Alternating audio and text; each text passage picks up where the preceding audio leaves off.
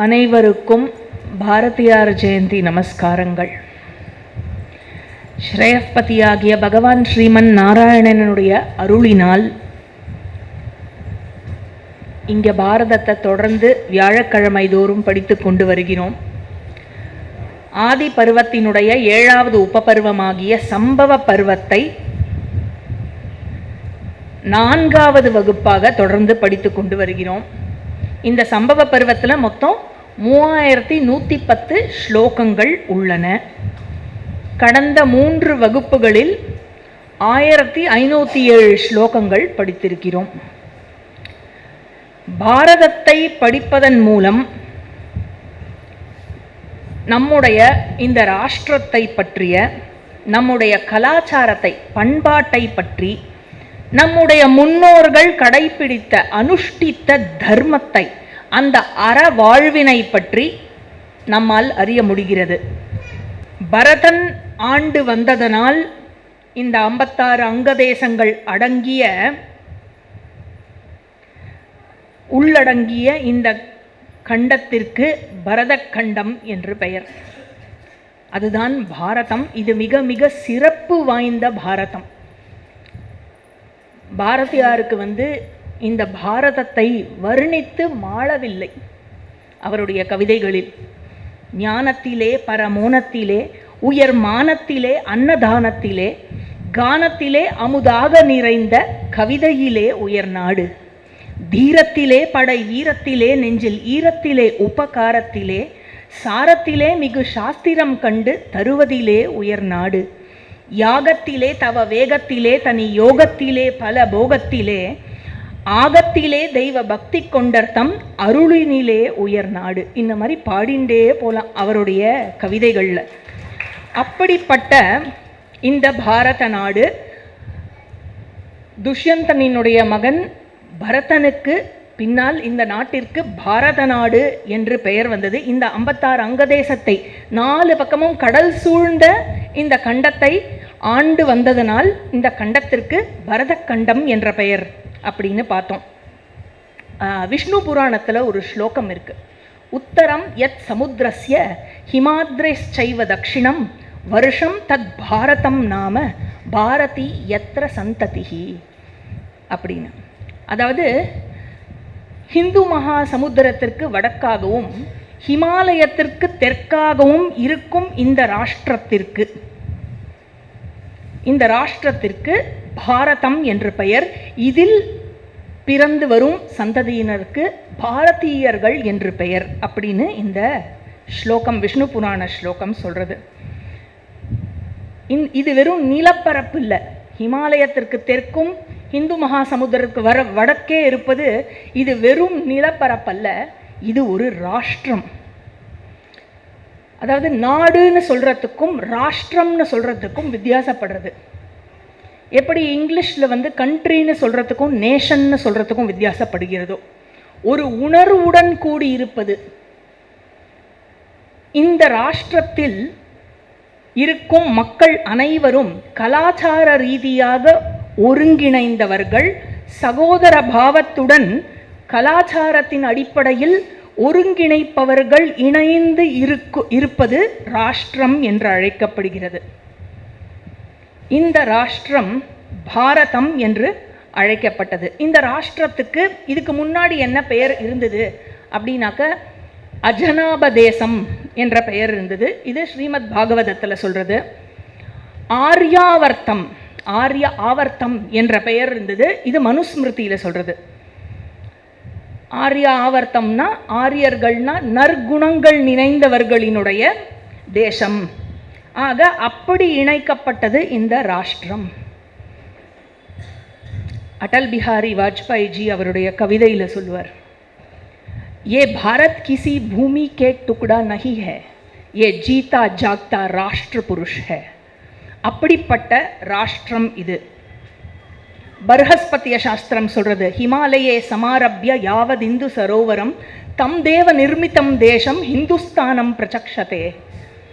ஹிமாலயத்திலிருந்து இந்து சரோவரம் வரைக்கும் இருக்கும் இந்த தேசம் தேவர்களால் நிர்மாணிக்கப்பட்ட இந்த தேசத்திற்கு ஹிந்துஸ்தானம் என்று பெயர்.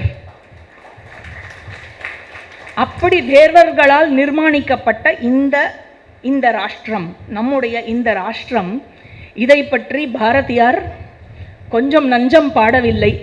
தேசப்பற்றை உருவாக்குவதற்கு பாரதியை தொட்டு தேசப்பற்று வராதவன் இருக்கவே முடியாது.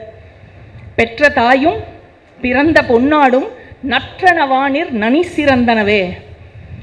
எந்த ஒரு வாக்கியத்தை ஸ்ரீராமன் ராமாயணத்தில் கூறினாரோ, ஜனனி ஜென்மபூமிஷ்ச ஸ்வர்கா தபி கரியசி அப்படிங்கிறதினுடைய தமிழை பாரதியார் தமிழில் முழுமையாக பரப்பினார். அவரை எத்தனை தடவை நமஸ்காரம் பண்ணாலும் பத்தாது. அவரை பற்றி பேச ஆரம்பித்தா பேசிகிட்டே இருக்கலாம், இன்னியோட சப்ஜெக்ட் மேட்டரை விட்டுட்டு. அதனால் மீண்டும் ஒரு முறை அவரை நமஸ்கரித்து இன்றைய கதைக்குள் செல்வோம். ஆக 100வது அத்தியாயத்தில் இருந்தோம். 100வது அத்தியாயத்தில் 103 ஸ்லோகம் இருக்குது. அதில் 40 ஸ்லோகம் வரைக்கும் போன கிளாஸில் பார்த்துருந்தோம். எது வரைக்கும் பார்த்தோம் அப்படின்னாக்க, கங்கா தன்னுடைய மைந்தனான தேவவிரதனை அவளுடைய கணவனான சாந்தனுவிடம் இதுதான் நம்ம மகன்னு இன்ட்ரடியூஸ் பண்ணி வச்சு, எப்பேற்பட்ட படிப்பெல்லாம் அவன் படித்திருக்கிறான் என்று சொல்லி, எப்பேற்பட்ட சக்தி கொண்டவன் என்பதையும் சொல்லி, எப்படியெல்லாம் நான் வளர்த்துருக்கேன் பாருங்க, உங்களுக்கு ஏற்ற மகனாக, இந்த குலத்திற்கு ஏற்ற மகனாக நான் வளர்த்துருக்கேனா அப்படின்னு கேட்கல. ஆனால் அவ்வளோ அழகாக வளர்த்து, குழந்தைய வளர்த்து அப்பா கிட்ட ஹேண்ட் ஓவர் பண்ணுறான். ஆக தேவவிரதனும் அவனுக்கு எல்லாம் அறிந்தவனாக இருந்தான். அண்ட் எந்த விதத்திலும் அப்பாவுக்கு மனம் கோணாமல் நடந்து கொண்டான், உறுதுணையாக இருந்து கொண்டே இருந்தான். சாந்தனுவுக்கு இதை விட என்ன பெரிய பாக்கியம் இருக்க முடியும் என் வாழ்க்கையில் அப்படின்னு அவர் நினச்சி, நான் எவ்வளோ லக்கி, இப்படி ஒரு மகன் எனக்கு கிடச்சிருக்கான் அப்படின்னு ரொம்ப சந்தோஷமாக இருந்தார். அதுக்கப்புறம் கொஞ்ச நாள்லேயே சீக்கிரமாக அவர் அந்த அரசாங்கத்தில் இருந்த மற்ற மந்திரிகள், மக்கள், மற்ற உறவினர்கள் எல்லாருக்குமே பீஷ்மர்னா ரொம்ப பிடிக்கும். அந்த மாதிரி நடந்து கொண்டார். அனைவரையும் மனநிறைவு கொள்ள செய்தார். அவருக்கு இன்னும் பீஷ்மர்னு பேர் வரல, தேவவிரதன்கிறது தான் பேர். ஆக இப்படி நாட்களும் வருடங்களும் ஓடிக்கொண்டே இருந்தன. ஒரு நாளைக்கு சாந்தனு இப்படி உலவிக் கொண்டிருந்த பொழுது ஒரு நல்ல நறுமணம் பரவி வந்தது. தெய்வீக அழகுடன் ஒரு மங்கை அவளிடத்திலிருந்தே நறுமணம் பரவி கொண்டு வந்தது. அவள் பெயர் சத்யவதி. அவளை பார்த்தார். சாந்தனு அவளிடம் போய், நீ யார் என்று கேட்டார். நீ யாருடைய மகள்? நீ இங்கு என்ன செய்து கொண்டிருக்கிறாய்? அந்த நதியோரமாக படகை வச்சுட்டு இருக்கா. அவள் பார்க்கறதுக்கும் அவ்வளோ அழகாக இருக்கா, ஒரே ஃப்ரேக்ரன்ஸாக இருக்கா. அவள் அப்படி நடந்தா அப்படி ஃப்ரேக்ரன்ஸ் வீசுறது. ஆக அவள் என்ன சொன்னா அப்படின்னா, நான் மீனவ ராஜாவினுடைய, மீனவ தலைவனுடைய மகள். என்னுடைய வேலை இங்கே என்ன செய்து கொண்டிருக்கிறேன் என்றால், எல்லோரையும் நதியை கடக்க வைப்பதற்கு நான் உதவி செய்வேன், என்னிடம் இருக்கும் ஓடத்தை வைத்துக்கொண்டு. ஆக அவளை பார்த்தவுடன் அவளை மனைவியாக அடைய வேண்டும் என்று சாந்தனு விரும்பினார். அதுக்கப்புறம் அவள் என்ன சொன்னாள், என்னுடைய தந்தையிடம் நீங்க பேசுங்கோ, அவர் என்ன சொல்றார் அதுபடி செய்வோம். ஆக இவர் நேர போய் மீனவ தலைவனை மீட் பண்றார் சாந்தனு. அங்க அந்த மீனவ தலைவன் என்ன சொல்றார், நீங்க ஆசைப்படுறீள் ராஜா, நிச்சயமா சொல்றேன், உங்களுக்கு சமமான ஒரு கணவனை என்னால் இவளுக்கு கண்டிப்பா நான் தேடி கொண்டு வர முடியாதுதான். இந்த ஒரு விஷயம் நடக்கணும், கைகூட வேண்டும் என்றால் நீங்கள் எனக்கு ஒரு உறுதி அளிக்க வேண்டும் அப்படிங்கிறார். என்ன உறுதி அளிக்க வேண்டும் என்று நீங்கள் கூறுங்கள், என்னால் முடிந்தால் நான் செய்கிறேன் அப்படிங்கிறார் சாந்தனு. உடனே அந்த மீனவ தலைவன் சொல்றார், இவள் மூலம் பிறக்கும் மகன் அரியணை ஏற வேண்டும் அப்படிங்கிறார். இதை கேட்ட உடனே சாந்தனுவுக்கு திக்குன்னு ஆயிடுத்து. ஏன்னா ஏற்கனவே பீஷ்மரை இளவரசனாக நியமித்தாச்சு இல்லையா? அண்ட் பீஷ்மன் இருக்க, முதல் மகன் இருக்க, எந்த அடிப்படையில் இரண்டாவது மகனை அரியணை ஏற்றுவது? எந்த விதத்திலும் அது தர்மம் கிடையாதே. அதனால் வைஷம்பாயனர் சொல்கிறார், பீஷ்மருக்கு ஆசை தீ மனதில் பற்றி கொண்டு எரிந்த போதிலும் அந்த வரத்தை அவன் கொடுக்க விரும்பவில்லை. அவளை நினைத்தபடியே அப்படியே வாய மூடிண்டு பின்னாடி போயிட்டார். அந்த வேதனையோடு நிறைந்திருந்தார். தேவவிரதன் வேதனையோடு துக்கமாக இருந்த, சரியா சாப்பிடல, சரியா தூங்கலை, மெலிஞ்சுண்டே வந்துட்டு அப்பாவை கண்டார். நான் என்ன கேட்டாலும் இப்படி மறுமொழி கூறாமல் இப்படியே சோகத்தோடு இருந்தால் என்னப்பா அர்த்தம்? அதனால் ஏன் இந்த அவதி உங்களுக்கு இருக்கிறது என்று அறிய எனக்கு ஒரு ஆவல் இருக்குது. அதனால் ஏன் உங்களுக்கு மனசில் என்ன கஷ்டம்னு சொல்லுங்க அப்படின்னு கேட்குறார். உடனே சாந்தனு சொல்கிறார், இவ்வளோ பெரிய ராஜ்யம் இது, இந்த குரு ராஜ்யம், இதில் நீ ஒருவன் மட்டுமே எனக்கு மகனாக இருக்கிறாய். உனக்கு ஏதாவது ஆச்சுன்னா என்ன ஆகிறது? நான் மகனற்றவனாகி விடுவேன். ஆனால் உண்மையாக சொல்லணும்னா நீ ஒத்தனே எனக்கு போரும். நீ அவ்வளோ பெரிய பவர்ஃபுல் பர்சன். அதனால் நான் இதற்கப்புறமும் திருமணம் செய்து கொள்ள விரும்பவில்லை அப்படிங்கிற. அதனால் நீ ஒருவனாக இருந்து இந்த குரு ராஷ்டிரத்தை ரட்சிப்பதனால் நீ போரிடும் பொழுது போரில் நீ மடியக்கூடிய சாத்தியக்கூறுகள் அதிகம். அதற்கப்புறம் இந்த பேரரசினுடைய நிலை என்ன ஆகும்னு நினைக்கும் போது எனக்கு பதைக்கிறது. அதை நினைத்து தான் எனக்கு துயரம் ஏற்படுகிறது அப்படின்னு சொல்கிறார். ஆனால் இப்படி சொன்னாலும் பீஷ்மர் ரொம்ப ரொம்ப நுண்ணறிவு கொண்டவர். அப்பா இப்படி சொல்கிறார் அப்படின்னு உடனே அமைச்சர்கிட்ட போய் முழு விவரத்தையும் தெரிஞ்சுக்கிறார். என்ன ஆச்சு, அப்பா எங்கே போனார், என்ன நடந்தது, இந்த மொத்த விஷயத்தையும் அமைச்சர்கிட்டேருந்து வாங்கிட்டு அட்ரஸ்ஸு லொக்கேஷன் எல்லாத்தையும் வாட்ஸ்அப் பண்ண சொல்லிட்டு நேராக வண்டி எடுத்துட்டு என்ன பண்ணுறார், அந்த மீனவ தலைவனுடைய வீட்டிற்கு செல்கிறார். அப்பாவிற்காக அவருடைய மகளை பெண் கேட்கிறார். அப்போ அந்த மீனவ தலைவன் பீஷ்மரை தேவவிரதனை பார்த்த உடனே மரியாதையினுடனும் அர்க்கியம் பாத்தியம் ஆசனம் எல்லாம் கொடுத்து, இளவரசன் இல்லையா நாட்டுக்கு, அதனால் எல்லாம் கொடுத்து ரொம்ப ரொம்ப மரியாதையோடு வரவேற்கிறார். ஹே பாரத குலக்காளையே, பரத ரிஷப, இவள் என்னால் வளர்க்கப்பட்ட மகள். இவள் உண்மையிலேயே யாருக்கு பிறந்தவள்னா உபரிச்சர வசு என்ற மன்னனுக்கு பிறந்தவள். அவர் உபரிச்சர வசு என்னிடம் உங்கள் அப்பாவை பற்றி நிறையா சொல்லியிருக்கார். உண்மையாக சொல்லணும் அப்படின்னாக்கா அசித்த முனி இவளை பெண் கேட்டார், ஆனால் நான் மறுத்து விட்டேன். இந்த திருமணம் நடப்பதில் எனக்கு எந்த ப்ராப்ளமும் இல்லை. எனக்கு ஓகே, உங்கள் அப்பாவை கல்யாணம் பண்ணிக்கிறதுல எனக்கு எந்த ப்ராப்ளமும் இல்லை. ஆனால் இந்த திருமணம் நடப்பதற்கு தடையாக இருப்பதே நீதானே அப்படிங்கிறார் தேவவிரதன் கிட்ட. தேவவிரதனுக்கு புரிஞ்சுடுத்து. உடனே தேவவிரதன் சொல்றார், நான் இன்று ஏற்கும் உறுதிமொழியை நீங்கள் கேட்பீராக. அதாவது நீங்கள் எதிர்பார்த்த அனைத்தையும் நான் நிறைவேற்றுகிறேன். இவள் மூலம் என் தந்தைக்கு பிறக்கும் மகனே மன்னனாவான், எனக்கு ராஜ்யம் வேண்டாம் அப்படிங்கிறார். உடனே அந்த மீனவ தலைவன் சொல்கிறார், உன்னை நான் நம்புகிறேன்ப்பா, ஆனால் அடுத்த ஜென்ரேஷன் உனக்கு குழந்தை பிறக்கும், அப்புறம் இவளோட குழந்தைக்கு குழந்தை பிறக்கும்.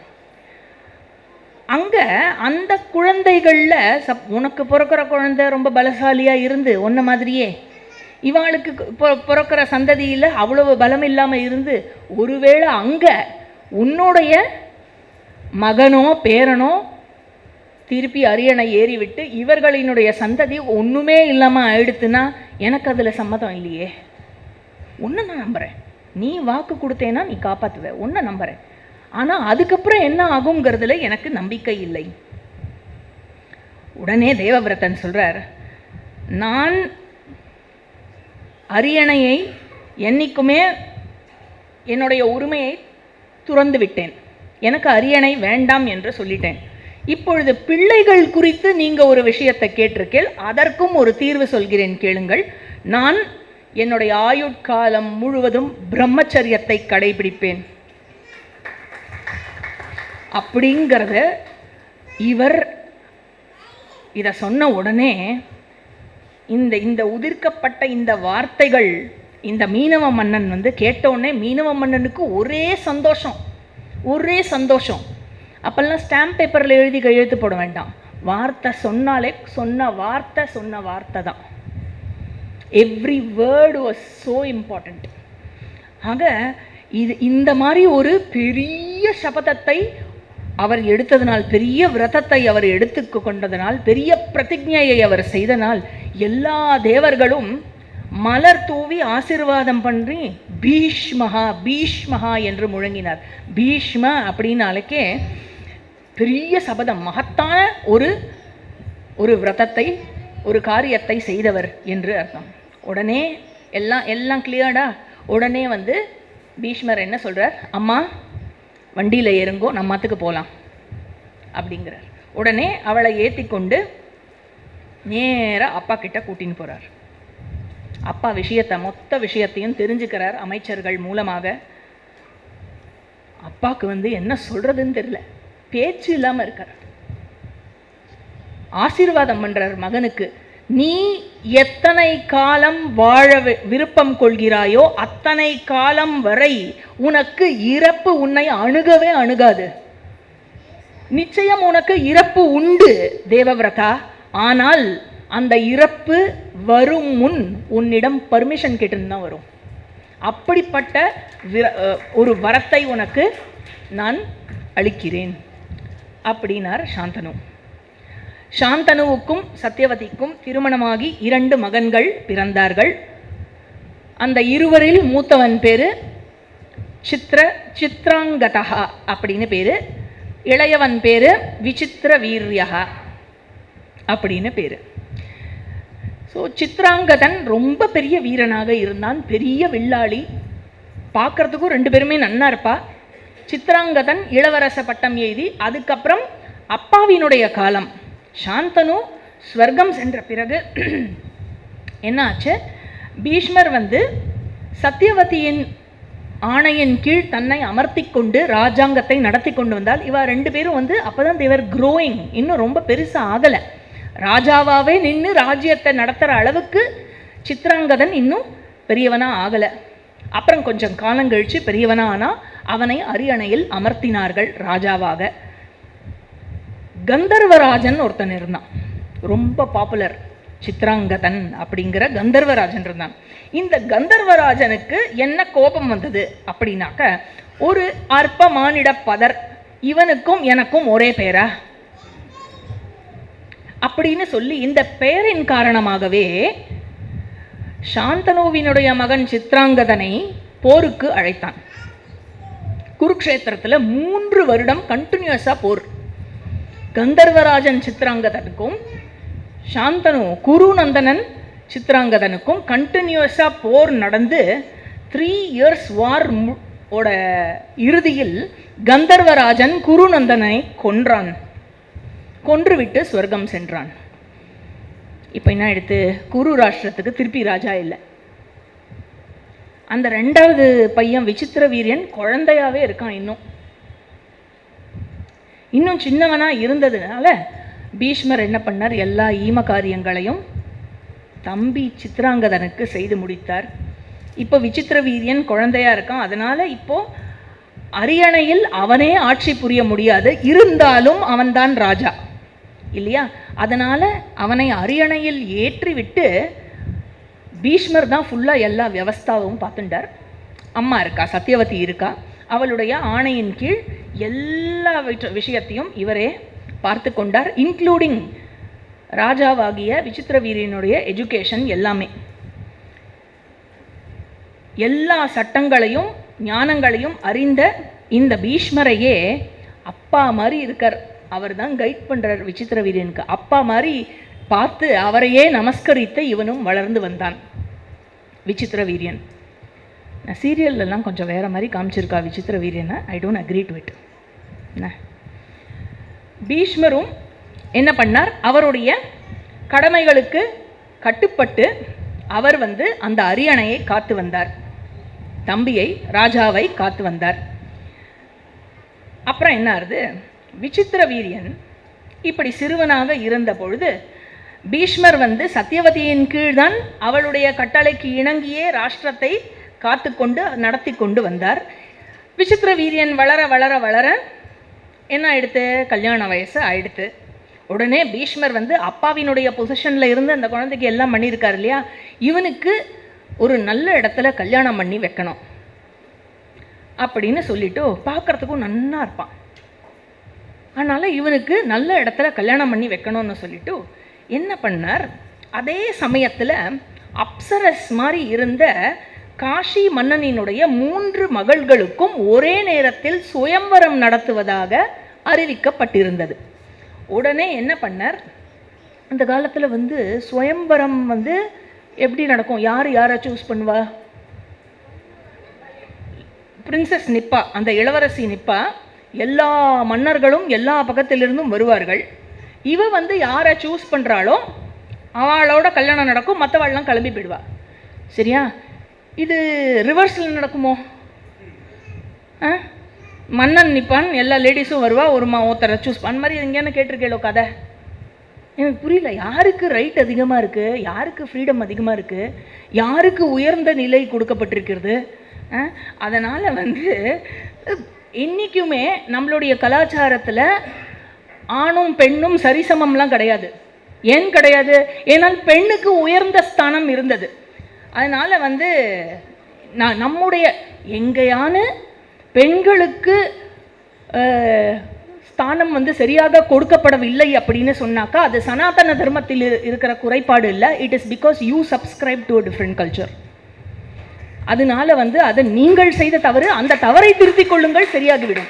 இல்லையே உங்கள் சனாதன தர்மத்திலேயே பெண்கள் கொடுமைப்படுத்தப்பட்டிருக்கிறாரே, பாரதி பாடவில்லையானா அது சனாதன தர்மத்தில் இருக்கிற ஃப்ளா இல்லை, சனாதன தர்மத்தை புரிஞ்சுக்காமல் தப்பாக கடைப்பிடிச்சதுனால ஏற்பட்ட குழப்பம் தானே தவிர எங்கேயுமே பிரமாணம் கிடையாது. சனாதன தர்மத்தில் பெண்களை வந்து இழிவாக நடத்தியதால், எங்கெல்லாம் பெண்கள் இழிவாக நடத்தப்பட்டாலோ அது தர்மத்திற்கு புறம்பு என்று சொல்லி அவர்கள் அழிக்கப்பட்டார்கள், அந்த கதை தான் இருக்கிறது. அதனால் வந்து இந்த விஷயத்தை ஞாபகம் வச்சுக்கணும். ஸோ இப்போ இந்த சுயம்வரத்தை பற்றி கேள்விப்பட்டவுடன் அம்மாவிடம் இருந்து ஆக்ஞாவை வாங்கி கொண்டு, யார், தாய் சத்தியவதியிடமிருந்து, ராஜமாதாவிடம் இருந்து ஆக்ஞாவை பெற்று இவர் வந்து என்ன செய்தார், நேராக வாரணாசிக்கு கிளம்பினார் பீஷ்மர். எதற்கு,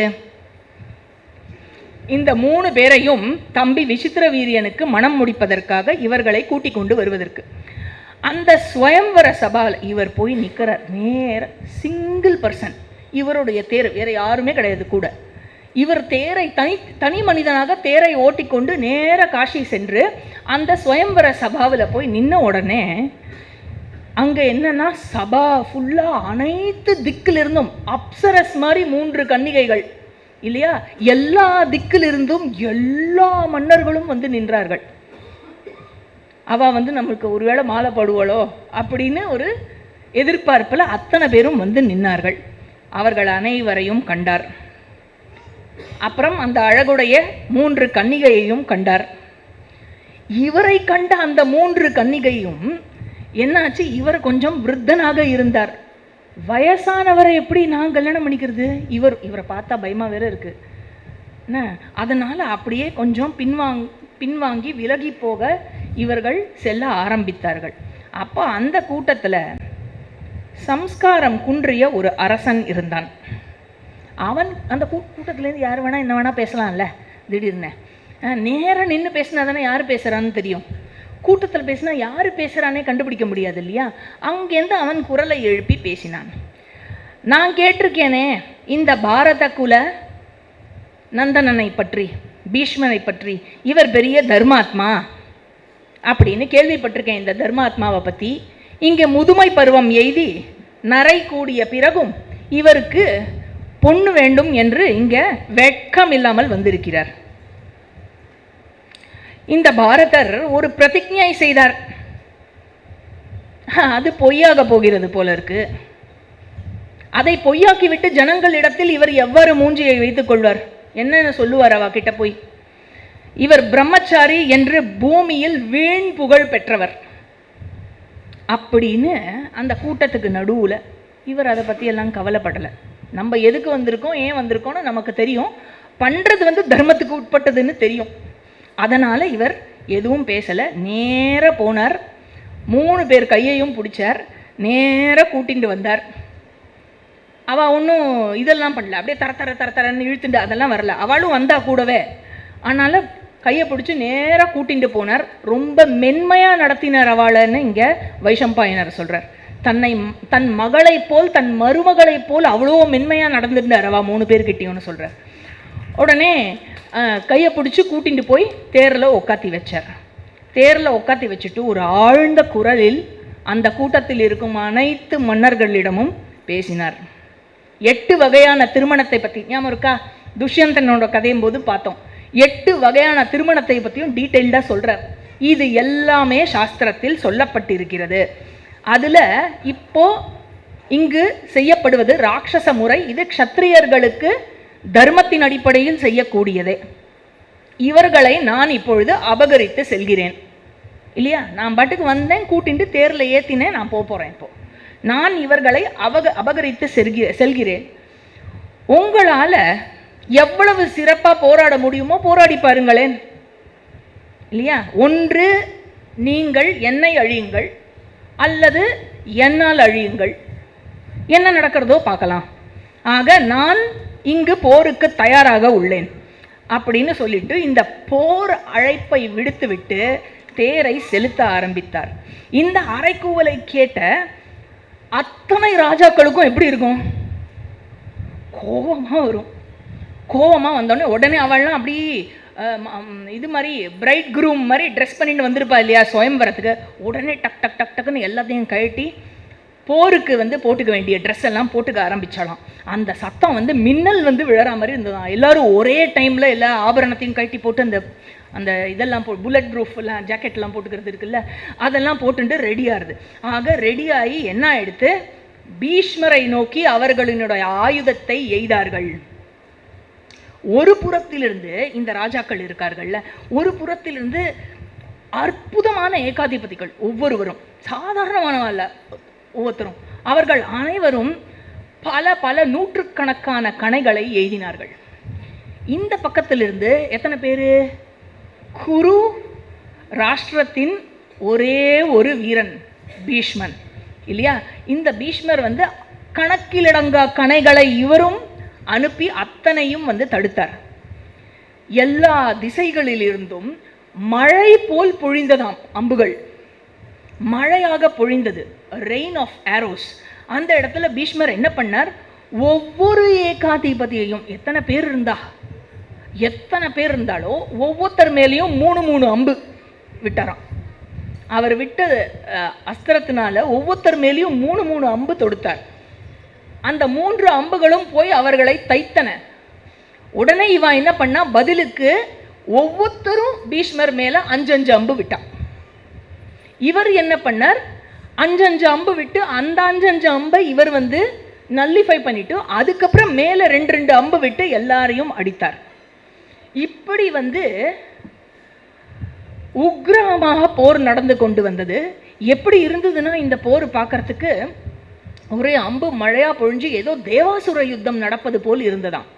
அப்படி இருந்தபோது பெரிய பெரிய வீரர்கள் கூட பீஷ்மர் இவ்வளவு உக்ரகமாக சண்டை போடுவதை பார்த்து கொஞ்சம் பயந்து போர் புரிவதை கொஞ்சம் நிறுத்தி பின்னாடி வந்தாலாம். பெரிய பெரிய வீரர்கள் அவர்கள் எல்லாம் அவர்களே பயந்த அளவுக்கு அஞ்சும் அளவுக்கு இருந்ததாம். ஆக பீஷ்மர் என்ன பண்ணார்? அந்த எதிர்பக்கம் எதிரிகளாக இருந்த அந்த ஏகாதிபதிகளினுடைய விற்கள், அந்த வில்லு, அதுக்கப்புறம் அவளுடைய அந்த கொடிக்கம்பம், தேரில் இருக்கிற கொடிக்கம்பம், அதுக்கப்புறம் அவர்களினுடைய மார்பு கவச்சங்கள் எல்லாத்தையும் அடித்து நொறுக்கினார். பலரினுடைய தலையையும் கொய்து எறிந்தார். அப்படி சண்டை நடந்தது. பயங்கரமான ஆற்றல். அதுக்கப்புறம் இத்தனை பேர் வரால, யாரும் சாமானியப்பட்டவர்கள் இல்லை, எல்லாருமே மகாரதி அதிரதி அந்த மாதிரி இருக்கிறவா. அவர்கள் அனைவரும் இவர் ஒரு ஆள் இந்த பக்கம் இருக்கிறச்சு அடித்து சண்டை போடும் பொழுது இவரினுடைய அந்த வார் சயின்ஸில் இருக்கிற நாலெட்ஜும் அவருடைய அந்த கைகளிலும் உடம்புலையும் அந்த நலிவு இருக்குல்ல, அவ்வளவு நளினமாக வெப்பன்ஸை ஹேண்டில் பண்ணுறதுலையும் அதில் கொஞ்சம் ராஜாக்கள் என்ன பண்ணால் வெப்பன்ஸை போட்டு இவரை பார்த்துட்டே இருந்தாலாம். அண்ட் இவர் வந்து இவ்வளோ அழகாக சண்டை போடுறத பார்த்து எதிரி பக்கம் இருந்த வீரர்கள் கூட இவரை பாராட்டி சேர் பண்ணலாம், வாவ் அப்படின்னு.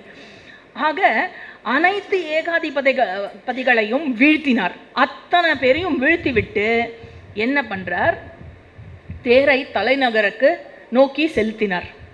அப்போ என்னாச்சு, அவர் பின்னாடியிலிருந்து ஒரு ராஜா அரைக்கோவல் விட்டார். அவர் வந்து ஷால்வ தேசத்து அரசன். அவர் வந்து பேரழைப்பு விட்டவுடன் அவர் என்ன சொன்னார், அந்த மங்கையர்களை அடைய விருப்பம் கொண்டு பீஷ்மா நில் அப்படின்னார். உடனே இந்த குரலை கேட்ட உடனே பீஷ்மர் தேரை நிறுத்தினார். அப்படி திரும்பி இப்படி பார்த்தார். கையில் இப்படி வில்லு அப்படி எடுத்து ரெடியாக எதிரி வரத்துக்காக வெயிட் பண்ணிட்டு நின்னார். அந்த பக்கம் வந்த உடனே இவர்கள் வந்து அந்த மற்றவா எல்லாரும், மற்ற ராஜாவெல்லாம் இப்போ ஃபைட் பண்ணல, எல்லாருமே ஆடியன்ஸ் ஆயிட்டா. இப்போ இவா 2 பேருக்கு நடக்க போகிற யுத்தத்தை பார்க்கறதுக்கு எல்லாரும் ஆடியன்ஸ் ஆயிட்டா. ஆக ஒரு பெரிய மோதலானது ஷால்வராஜனுக்கும் பீஷ்மருக்கும் ஷால்வராஜனுக்கும் நடந்தது. என்ன பண்ணான், ஷால்வராஜன் ஒரு மேகம் போல ஒரு கிளவுடை கிரியேட் பண்ணி பீஷ்மரை மறைத்து விட்டான். உடனே என்ன பண்ணா, எல்லாரும் அந்த பக்கம் கை தட்டினான், ஷால்வராஜன் பக்கம்.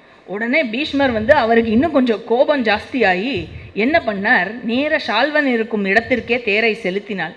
அங்கே வந்து வருணாஸ்திரத்தை விட்டான். ஷால்வனினுடைய குதிரைகள் மேல் வருணாஸ்திரத்தை விட்டார். ஆனால் 4 குதிரை இருக்கும்ல தேரில், பட் அவர் வந்து அதை டேக்கிள் பண்ணிட்டார் போல இருக்கு. அதனால் என்ன பண்ணார், அவர் வந்து மற்ற கணைகள்லாம் எய்தும்போது 2 பேரும் மாற்றி மாற்றி இவர் விட அவர் அடிச்சு, அவர் விட இவர் அடிச்சு, ஃபைனலி ஒரு ஐந்திராஸ்திரத்தை எடுத்து ஷால்வனினுடைய குதிரைகளை கொன்றார். அதுக்கப்புறம் ஷால்வனை வீழ்த்தி இந்த வார் சயின்ஸில் இருக்கிற அந்த ப்ராக்டிஸ் என்னென்னா, குதிரையை அடிக்கணும், அந்த தேர் பாகனை அடிக்கணும், தேரை உடைக்கணும். உடைச்சுட்டானா அதுக்கப்புறம் அந்த ராஜா வில் பிகம் வீக். அதுக்கப்புறம் ராஜாவை அட்டாக் பண்ணுறது ஈஸி. ஸோ இந்த ப்ரொசீஜர் ஃபாலோ பண்ணுவா. ஜென்ரலாக வாரில் இந்த ப்ரொசீஜர் பார்க்கலாம். எல்லாத்தையும் அடிச்சுட்டு ஷால்வனை மட்டும் கொல்லாமல் விட்டு சென்றார். அதுக்கப்புறம் ஷால்வன் திரும்பி அவனுடைய நாட்டுக்கு சென்று அவன் அறம் சார்ந்த மன்னன், அறம் சார்ந்தபடியே நாட்டை ஆண்டு வந்தான். ஆக இவர் அனைவரையும் வீழ்த்திவிட்டு 3 மங்கையரையும் ஹஸ்தினாபுரத்துக்கு அழைத்து சென்றார்.